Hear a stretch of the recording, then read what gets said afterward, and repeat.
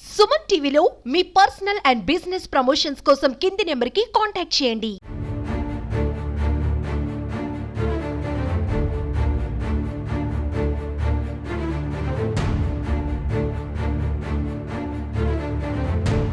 ఆంధ్రప్రదేశ్లోని విజయవాడ జల దిగ్బంధంలో మునిగిపోయిందని చెప్పవచ్చు. తుఫాను మిగిల్చిన కథలో నుంచి ఒక కథే ఎం పావని కథ.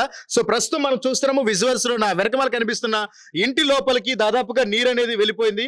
ఆ సామాన్లు పరుపులు అన్ని కూడా నీటి మట్టం అయిపోయాయి. ముఖ్యంగా చూసినట్లయితే ఇప్పుడు నడుం పై భాగం వరకు కూడా నీళ్లతో మునిగిపోయిన పరిస్థితి అయితే ఉంది. అసలు ఏం జరిగింది ఏంటి, ఆ రాత్రి ఏం జరిగింది అనేటువంటి పలు అంశాల గురించి తెలుసుకుందాం. అయితే తుఫాను మిగిల్చిన కథల్లో అసలు శనివారం రోజు మొదలైన వర్షం ఎలా ఇళ్లలోకి వచ్చింది, అప్పుడు పరిస్థితి ఏంటి అనే అంశాల గురించి తెలుసుకుందాం. స్థానికులను అడిగి అమ్మా చెప్పండి, అసలు శనివారం కొంచెం వర్షం పడిందండి. వర్షం పడితే మేము రోడ్డు మీద మాత్రమే వాటర్ ఉంది. ఇట్లా వయ్యిద్దని మాకు అసలు ఎట్ల పరిస్థితులు ఎవరు చెప్పలేదు, మాకు అసలు తెలీదు. తీరా చూస్తే ఆదివారం ఉదయం 7:30 కాడ నుంచి మొదలైంది వాటర్ రావటం. అసలు తీసుకునే అవకాశం లేదు, ఫుడ్ లేదు, ఏమి లేదు. మేము ఇలా నీళ్ళ చూడండి ఇలా పాడైపోయిన వస్తువులన్నీ ఏం తీసుకోవడం. వర్షం ఎప్పుడు అంటే సుమారు మీకు శనివారం వర్షం పడింది, వాటర్ రోడ్డు మీదే ఉన్నాయి. ఆదివారం ఉదయం 7:30 కాడ నుంచి 8 కాడ పాత్రలు మొత్తం వాటర్ మొత్తం లోనికి వచ్చేస్తుంది. ఒక్కసారిగా వచ్చినాయా లేకపోతే కొద్దిగా వస్తున్నాయి? ఒకేసారి వచ్చేసినాయి వాటర్. 2 గంటల్లో మొత్తం తీసుకునే అవకాశం లేదు మాకు. అసలు టిఫిన్లు చేసుకునే అవకాశం కూడా లేదు. లేకపోవటం మేము చూస్తే నీ వాటర్ వచ్చేస్తున్నాయి.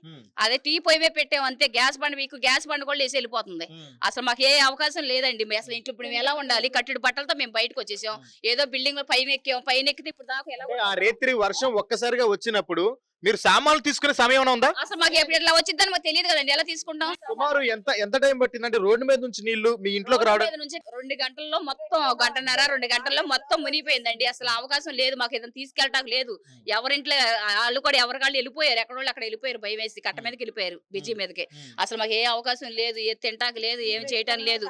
మేము అవతల పక్కన ఉంటే మాకు ఏ అవకాశాలు రావట్లేదు. ఈ మెయిన్ రోడ్డు మీద ఇక్కడ కూడా ఇవ్వట్లేదు. వచ్చిన వాళ్ళు వచ్చినట్టు పైకి వెళ్ళిపోతున్నారు. పైన ఇవ్వాలి అంటున్నారు కానీ మా దగ్గరకు వచ్చే లోపలికి నీళ్లు వచ్చినప్పుడు మీరు ఏమన్నా అంటే సామాన్లు ఏమన్నా తీసుకునే గానీ అవకాశం లేదు. అసలు మాకు ఏం చేయాలి? క్షణంగా నీళ్ళు వచ్చేసినాయి. అసలు ఏం చేయాలో కూడా మాకు అర్థం కాలేదు.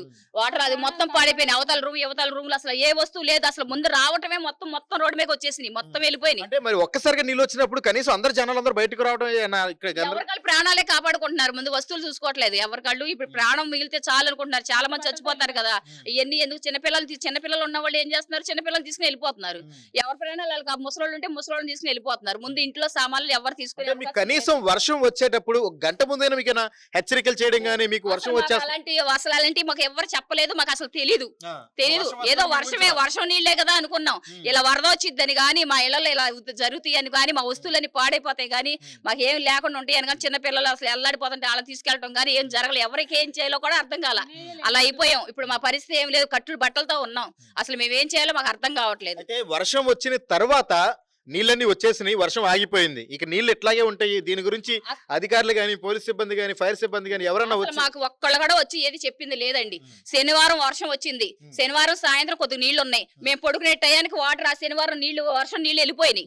రోడ్లు కూడా కడిగేసుకుని శుభ్రంగా లోన పడుకున్నాం. తెల్లారు లెగ్గానే మాకు ఫుల్ నీళ్లు వచ్చేస్తున్నాయి. ఇదేంటి వర్షం లేదండి. అప్పుడు వాళ్ళు నీళ్లు వచ్చేస్తున్నాయి. లోనకి నీళ్లు వచ్చేస్తున్నాయి. ఏం చేస్తాం? ఏం తీసుకోవాలన్నా ఏం తీసుకోపోవాలో మాకు అవకాశం లేదు. అసలు ఎవరిని పిలుచుకోవడానికి ఎవరి ఇళ్లలో సమస్యలు వాళ్ళకి. ఎవరి పిల్లల్ని వాళ్ళు కాపాడుకుంటారు. ఎవరి భార్యని ఎవరి పిల్లల్ని ముసలోళ్ళు మొక్కలు వాళ్ళు తీసుకెళ్లాలి కదా. మరి వాళ్ళు కాపాడుకుంటారు. ఎవరిని పిలుస్తాం? చూద్దామా లోపల పరిస్థితి ఎలా ఉందో ఏంటి అనేది.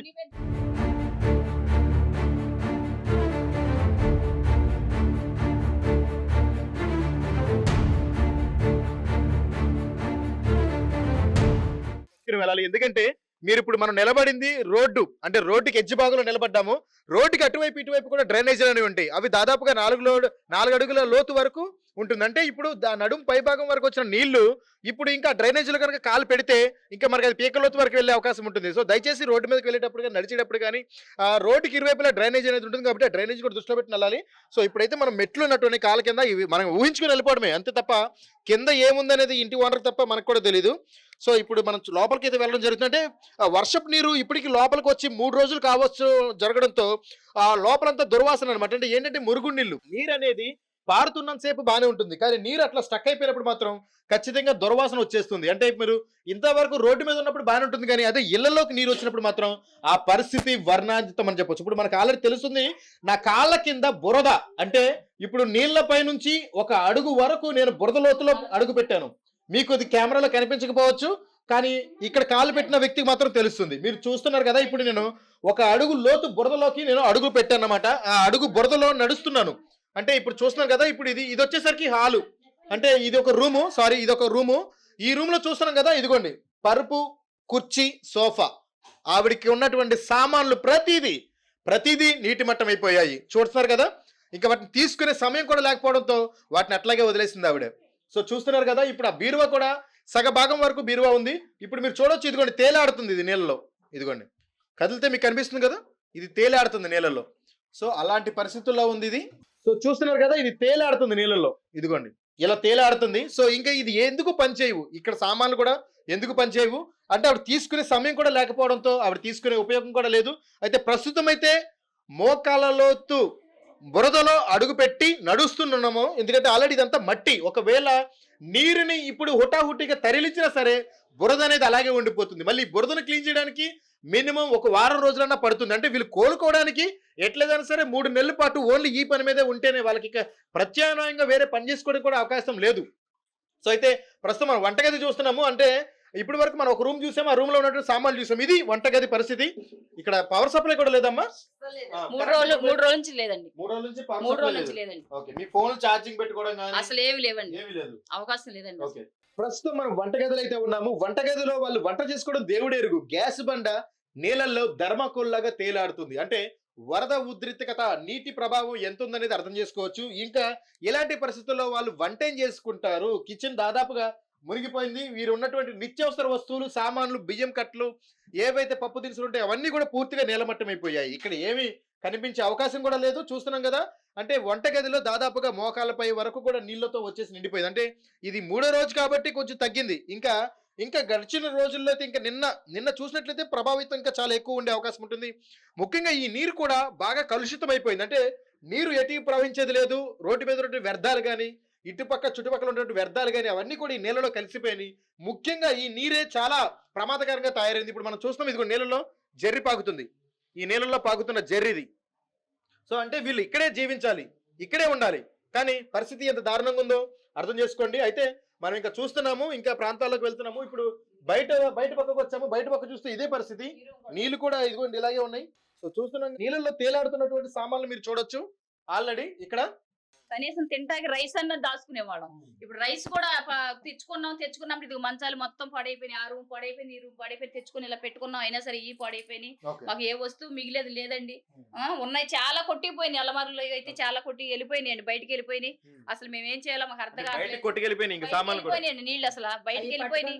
అసలు తలుపులు వేద్దామని అసలు అలమారులో అన్ని కొట్టుకెళ్ళిపోయింది. అసలు ఇప్పుడు మేము ఏం చేయాలో, ఎలా ఉండాలో కూడా మాకు అర్థం కావట్లేదు. అంటే ఇక్కడ వరద ఉధృతిగా పెరిగే కొంత ఏమైందంటే సామాన్లు, తేలి వస్తువులన్నీ కూడా బయటికి వెళ్ళిపోవడం జరుగుతుంది.